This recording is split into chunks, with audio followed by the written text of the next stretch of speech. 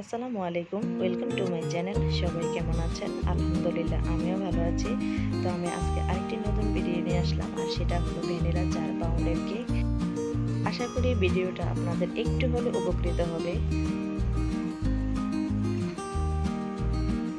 তো আমি এখানে প্রথমে নিয়ে নিচ্ছি 8টি ডিমের সাদা অংশ, আর এই সাদা অংশ থেকে আমি ডিমের কুসুম আলাদা করে নিয়েছি। আর খুব সাবধানে এই কাজটি করতে হবে, কোনো কিছুতেই ডিমের সাদা অংশের সাথে কুসুম থাকতে পারবে না, তা না হলে কোনোভাবেই ডিমের সাদা অংশ স্টিকি হবে না। আর আমি এখানে পুরো কেকটাতে আমি 2 কাপ চিনি ইউজ করেছি। তো আমি আস্তে আস্তে করে চিনি দিব আর বিট করব।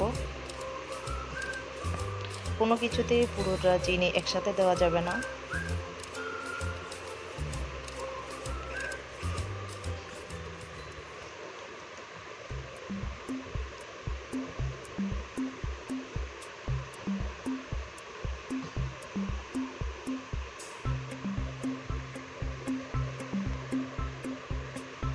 তো দেখতেই পাচ্ছেন যে চিনি দেওয়ার সাথে সাথে আমার ডিমের সাদা অংশটাও অনেক বেড়ে গেছে।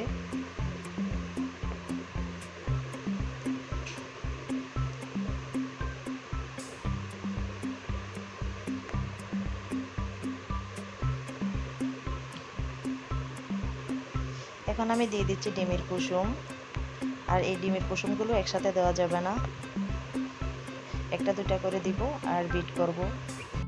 আর এই ডিমের কুসুম দিয়ে কোনো কিছুতেই অতিরিক্ত বিট করা যাবে না। এখন আমি দিয়ে দিচ্ছি 1/3 কাপ রান্না করা সয়াবিন তেল। তারপর আমি দিয়ে দিচ্ছি 1 টেবিল চামচ ভ্যানিলা এসেন্স।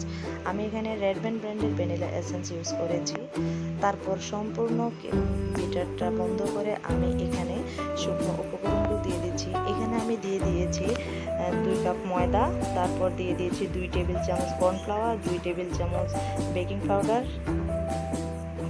এখন আমি শুকনো উপকরণগুলো একটু একটু করে দিয়ে তারপর আমি মিক্স করে নিচ্ছি। তারপর এখানে আমি দিয়ে দিচ্ছি 1/3 কাপ ঘন দুধ। আর এই দুধটাকে আমি খুব ঘন করে নিয়েছি, আর এই দুধটা এখন রুম টেম্পারেচারে আছে। এখন আমি শুকনো উপকরণের সাথে দুধ দিব আর মিক্স করে নিব। আর কোনো কিছুতে ওভার মিক্স করা যাবে না, তা না হলে কেক চুপসে যাওয়ার ভয় আছে, যেহেতু কেকটা বড়।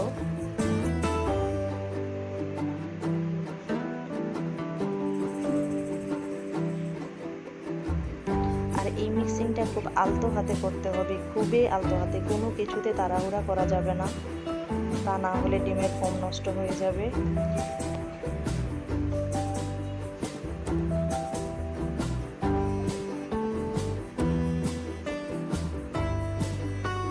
তো সম্পূর্ণ ব্যাটারটা এখন আমি ঢেলে দিয়েছি 12 ইঞ্চি একটি স্কোয়ার শেপ মোল্ডে।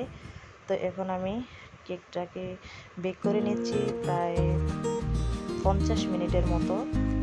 আর এই কেকটাকে আমি 2বার করে আমি বেক করেছি। প্রথম ধাপে আমি যখন 30 মিনিট হয়েছিল তখন আমি চেক করে দেখেছিলাম যে হয়নি, তারপরে আমি আবার 15 মিনিট বেক করেছিলাম।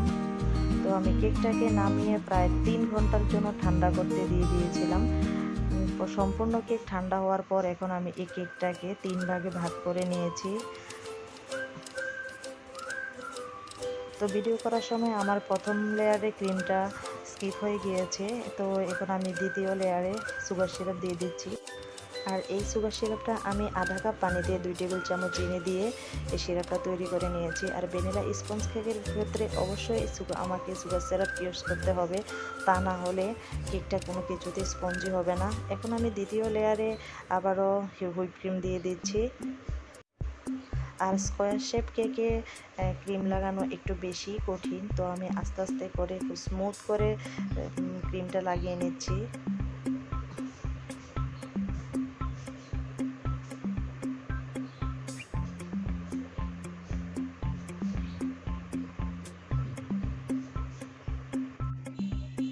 তো ক্রিম লাগানো হয়ে গিয়েছে, এখন আমি কেকের 3 নাম্বার লেয়ারটা দিয়ে দিচ্ছি। আর আমি এখানে উপরে যে লেয়ারটা দিয়েছি এটা কেকের সবচেয়ে নিচের যে অংশটা ওইটা। তো আমি এখন ভালো করে হাত দিয়ে চেপে চেপে একটু সমান করে লাগিয়ে নিলাম, নিয়ে আবারও আমি সুগার সিরাপ ব্রাশ করে দিচ্ছি। তো এখন কেকের উপরের অংশে আমি ক্রিম দিয়ে নিচ্ছি। এখন আমি ক্রিম দিয়ে ভালো করে এই কেকটাকে কভার করব। প্রথমে আমি উপরের অংশ দিচ্ছি, তারপর আমি চারো সাইডে ক্রিম দিব। এখন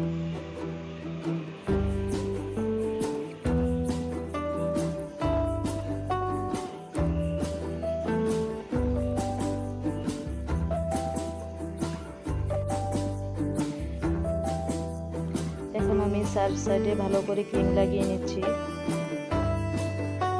আর আমার অনেকটাই সময় লেগেছিল এই কাজটা করতে।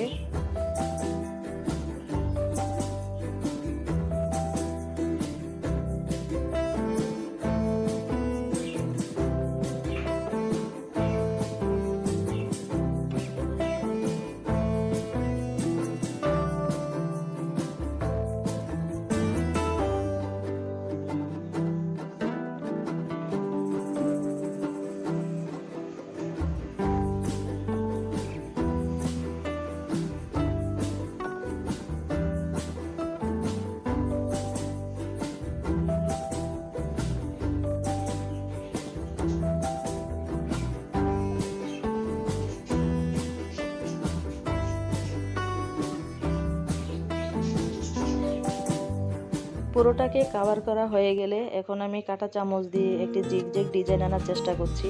আর এই কাজটা আপনারা জিগজ্যাগ ছুরি দিয়ে করতে পারেন, তো আমি কাঁটা চামচ দিয়ে করে নিলাম। এখন আমি কেকের চার সাইডে সেম দাগ টেনে নিচ্ছি।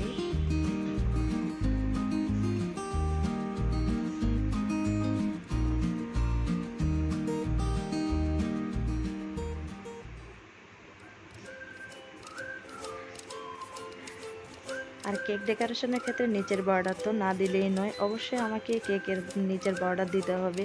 কেকের নিচের বর্ডার দিলে কেকের সৌন্দর্য দ্বিগুণ বেড়ে যায়। তো আমি একটি 2D নজলের সাহায্যে এখন আমি নিচের বর্ডার দিয়ে দিচ্ছি।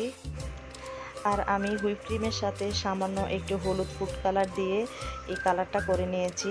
একেবারেই সামান্য কালার দিয়েছি। আর আমার কাছে বেশি কালার ভালো লাগে না, সবসময় আমার কাছে হালকা রং বেশি ভালো লাগে।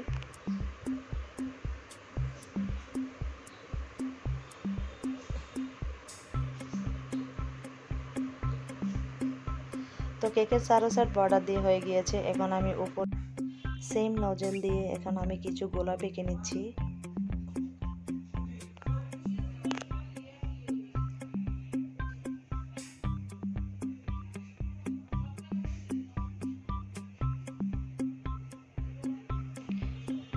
আর কেকের ডিজাইন সম্পূর্ণই সবার নিজের কাছে যে যেমন ডিজাইন পছন্দ করে ঠিক তেমনই করে।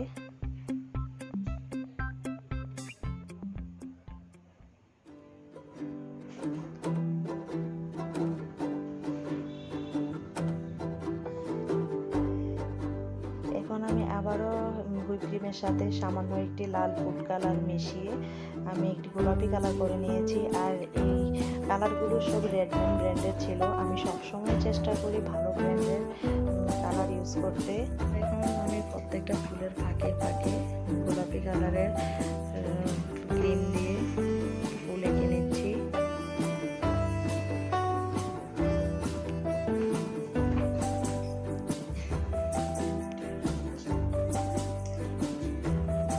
সেম নজল দিয়ে প্রত্যেকটি ফুলের মাঝখান দিয়ে দিয়ে ছোট ছোট ফুল করে নিচ্ছি।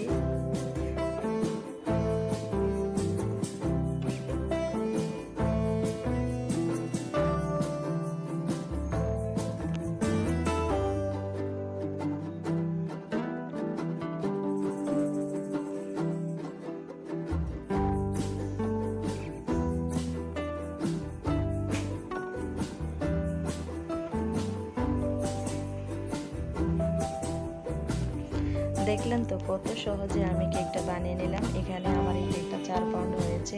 তো